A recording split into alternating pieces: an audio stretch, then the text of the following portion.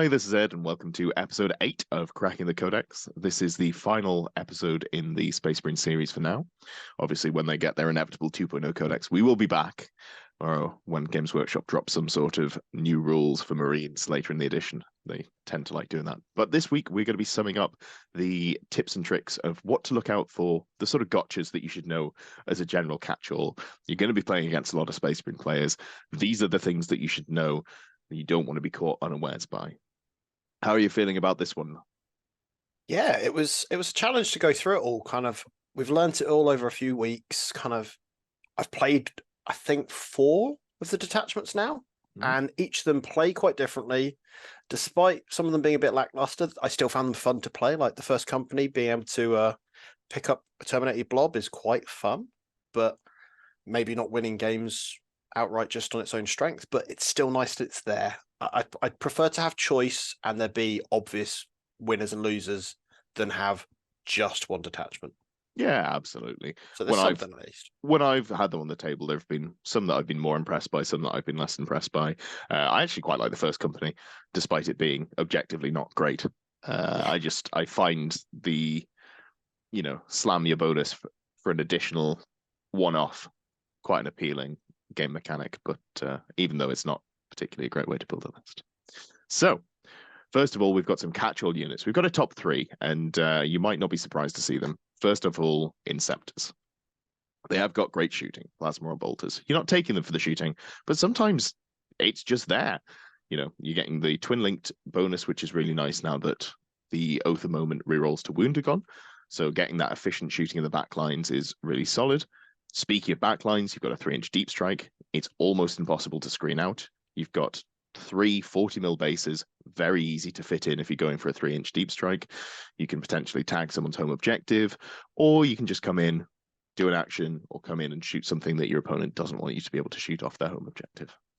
They are also T6 and 3 wounds, so they're weirdly hard to remove. I've found in my play that 1 dies quite quickly, but you need to have some sort of dedicated anti-something unit to deal with the rest of them.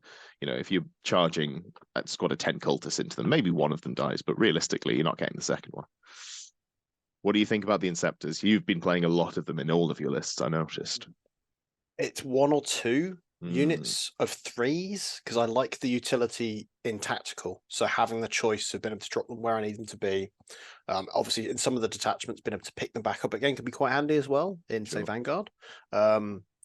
And like you say, they can often, they don't need to be shooting, just doing a deploy teleport homers in their back in their deployment zone it's a great easy 5 points.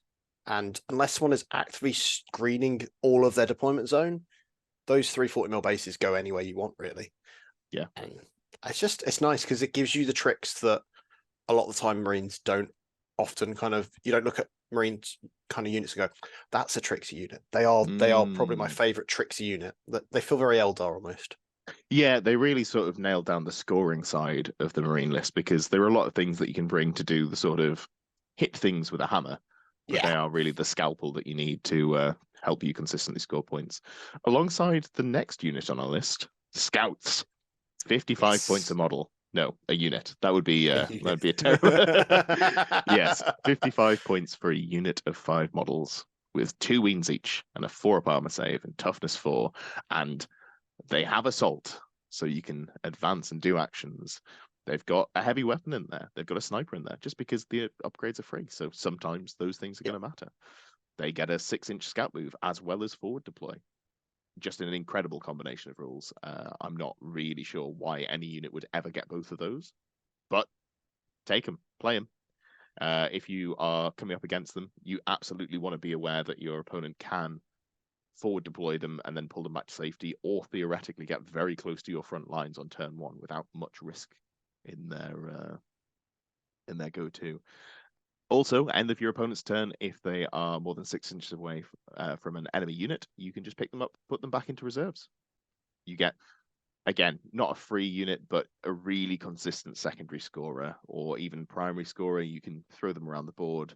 Some missions that you can walk straight onto the objectives from Strat Reserve. You really have to be aware of where your opponent could be putting them, because they come up at the basically you move, you take your turn, they pick them up and put them back down without you having a chance to respond. So it's a very strong ability there. And the big caveat of this one as well is it isn't in the next turn they come down. No. So you can hold them till turn 5 if you wanted to. I wouldn't recommend it often, but having that choice is nice. And for those of you who forget to put your models down, you don't immediately lose them as well, which is always nice to have. And finally, we've got the Whirlwind. The Whirlwind's just a really solid anti-tank unit. You know, you've got the Vengeance launchers, D6 +3 shots, Strength 8, AP 2 damage. It does force a battle shock test on infantry, which is not the most exciting rule, but when you pair it with the general, you want to thin down your opponent's scoring units, potentially you can make it harder for your opponent to contest on your secondaries, for example. It's just a really solid unit, and I think we've been trying to put them in most of our lists. So then paired with, say, bolter inceptors, you soften up that cheap holding unit on their back objective, and then the bolt storm guys finish them off. Yeah, great. Yeah, really solid, really good unit. Obviously, some of the detachments boost their efficiency more. Something to keep an eye on, I guess, would be the Tech Marine with the lethal hits upgrade from the Ironstorm detachment, just really pumping wounds into anything you need them to. If you see 3 of them, be concerned. Your opponent has some use in mind for them. And finally, we've got an honorable mention, the Captain. So the main thing to remember here is the Captain makes your battle tactics able to be reused on his unit for free. So potentially 2 units can get Armor of Contempt, or you can do any of the amazing battle tactics, some of which we've picked out in the detachment part coming up after this. All right, so Gladius, what have we got? First of all, squad tactics. Do not move within a unit, within 9 inches of a unit, unless you are intending for it to move. It will be able to move D6 or a flat 6-inch if that unit is in the assault doctrine. How many times have you used this, John? It comes up quite often 2, maybe 3 times a game. Often it'll be a way of preventing, like they come within 9 and then they're like, right, I'm going to charge onto this objective. And I go, well, actually, what's going to happen here is I'm going to come right to the edge of the objective. And then now it's like a 12-inch charge. So you're really going to have to really gamble here. And then at that point, it's like, I'm still holding it for my turn if you fail the charge. But if you make the charge, you're really having to have sweat for it. And I kind of like that. Or sometimes I do defensively just go, you know what? I don't need that 3rd point because it won't score me anything extra. I'll just get off. And now, look, it's a 13-inch charge. You can't charge me. Great. I really like using it in an aggressive screening way. So your opponent comes close and you're like, cool, well, there were 2 units you wanted to charge here. I'm just going to get an inch away from you and make it a real pain in the backside for you to try and do that. Lovely. You can also put the entire army into advance and charge, advance and shoot, or fallback, shoot and charge. You also have a strat to pick a single unit to do that on. So if your opponent's army has already done their first turn, full advance and shoot, and you feel like you're safe from, the ballista strad that's 12 inches away from finding an angle, don't feel safe. They can spend a CP in their command phase. They can get advance and shoot on a single unit, or advance and charge is another key one.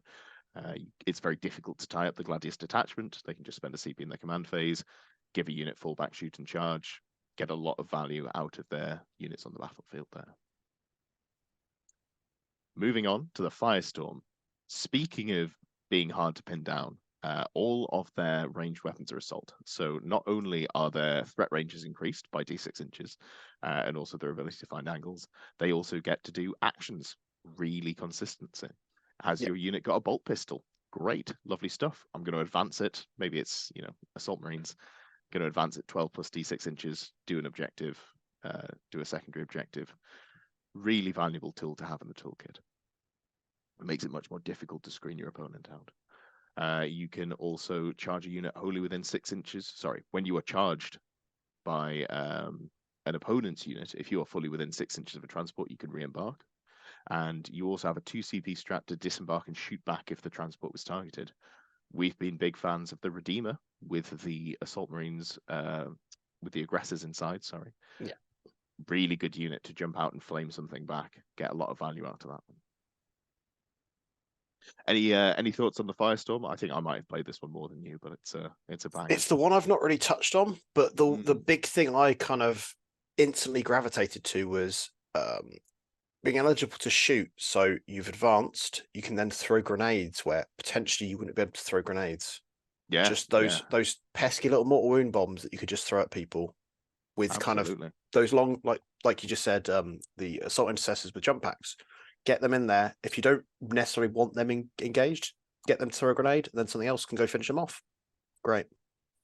One of the things I really like about this as well is the Redeemer being able to advance and shoot. That's not so much a gotcha, but it gets further into the middle of the board on turn one than you'd expect it to, while still presenting that Overwatch threat. Yes. And suddenly you might be able to get an angle where you're planning to move out, but you're kind of shut down because you're going to get absolutely burnt alive by the Redeemer. It's often a reason why in Gladius I took Devastator Doctrine turn one, was just to make sure it got into a threat area, and if there was things it needed to hit, it could flame them. It's nasty. Absolutely. All right, Iron Storm. You're going to be seeing a lot of this one, so you should know what it does. They just have consistency. It's not a gotcha, but it's worth being aware of. They can reroll a hit, wound, or damage per phase. Obviously, plenty of units in the Space Marine Codex have the ability to reroll various things on top of that. If you're talking Ballistic Dreads, if they're shooting a unit that's above half strength, you're going to be rerolling all your hits, so you can save that reroll for a wound or damage roll. If you're talking the Lancer, you know, your big 2-shot gun, you're going to be getting a reroll to hit, wound, and damage already. Oh, you failed to hit twice? Cool. You just throw that extra reroll in there. It gives you a lot more consistency on a detachment that really wants to blow things up consistently at range. You can also ignore modifiers to hit with one unit if below starting strength for a single CP. Battle tactic there. You've got a couple of great enhancements. The 6-inch aura for vehicles lethal hits, typically paired with either Redemptors or the Whirlwinds. Really flexible. Lots of lists are taking both. There's a 6-inch aura of vehicles to shoot if they fell back or advanced. Incredible. It's just you get the bonus of being Gladius while also being just a much better shooting force. And then there's also the enhancement, not on here, but that can blank a single save. That one is worth knowing as a gotcha. Make sure you order your shooting in a way that you're not relying on a single high damage shot to go through. Yes. Because it won't. So if you're bringing, railguns, sorry. Yep. Vanguard. This is the detachment of tricks, and I know this is one that you've played a lot with. So inherently, you get -1 to hit and the benefit of cover if you're over 12 inches away when you're being shot by an enemy model. Nice to have. I actually think the -1 to hit is better than I gave it credit for initially, having played a little bit with it. The full rerolls to hit and the bonuses to hit that we saw in 9th edition don't actually feel as available as they were previously. So the minuses to hit feel a little more meaningful than they did last edition. You've got some great strats. You've got a single CP to lift 1 unit or 2 Phobos or Scout units up at the end of an opponent's fight phase if they're not in engagement range. So, you already taking Scouts, you can pick up units of Scouts just inherently. Then you're maybe going to pick up a Terminator brick or whatever you fancy. Anything that's not where it needs to be, or you want to pull it out of harm's way, or you want to look at scoring some sort of secondary next turn, great stratagem to use. You have a sticky bomb and objective. Remind me how that one works. So you pick in, I think it's your command phase, one objective. It has becomes sticky for you. So if you're not on it, you're now still holding it. And then any time until your next command phase that your opponent does a move, advance, or fall back within range of the objective. So if you're using a nice objective marker, if you ever touch that on a 2-up, you take D3 mortal wounds. Yeah, great. I'll be honest, I forgot the bomb part of it. My eyes read it's a sticky objective, and then I moved straight on. Great, just additional utility. We're seeing lots of use out of that strat. World Eaters love it. So having that strat with additional utility is primo. You can give a unit precision for 2 CP. It's not ideal, but sometimes you're going to be very pleased to have that if you're coming up against the fairly endangered Necron bricks now with the characters in there.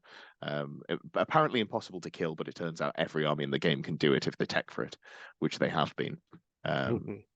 Giving you that ability to shut down the characters is very nice. And then you've also got the strat. If a unit's declared as a target of a charge, it can move d6 inches or 6 inches if it is Phobos or Scout. Very similar to the movement tricks you can pull off in Gladius, but this time instead of in the movement phase, it's in the charge phase. Lovely stuff. That is the one that I really enjoy, where if your opponent declares a multi-charge, you can just really shut them down because they can't legally make it into combat with you. Very spicy. Absolutely. Anvil. This one is a little less tricksy and a little more. We're just looking to try and give you some raw firepower. So all of the range weapons are heavy. If already heavy, they get +1 to wound if stationary. This is worth knowing. If you have a vehicle list, you want to make sure, well, any list that's trying to put something that you think is going to be hard to shift, you want to make sure that you're making your opponent move their tanks or their big guns to bring them to bear on you. If they can just sit where they are, they're going to be really happy about just absolutely pummeling you with their heavy shooting. They also have an enhancement, the Phoenix Gem enhancement. Any Gravis model can get it, and they get back up on a 2+ with full wounds remaining, which is a pretty good use of it. It's a fairly good version of it. Gravis Captains. I've seen a lot of Gravis Captains running around where people love that. Yeah, absolutely. I wouldn't be surprised to see it on the Harm Assist as well, the Apothecary Biologus. Especially because he can boost, if his unit kills a unit, he jumps up to 8 OC. Although, does that fall off if his unit dies? I'd have to double check that one. Nope, I don't think it does. I don't think it does. Perfect. All right. Well, just having an OC8 unit come back to life, fairly valuable. All good. First Company, slowly becoming my favorite of the detachments. I am very aware that they are not #1 in terms of raw power. Something to mention here is that they can reroll to wound once per game for a turn, the way that Oath Opponent used to be. This is worth mentioning as a gotcha because you might not be expecting them to be able to churn that much damage in the way that they can. They can absolutely turn up the heat for one turn and say that one unit there, don't want it to exist. They've got a strat to put one Terminator squad back into deep strike if they're outside of engagement range. Very valuable. The worst thing about Terminators is how goddamn slow they are. So being able to pick them up and next turn redeploy them, valuable.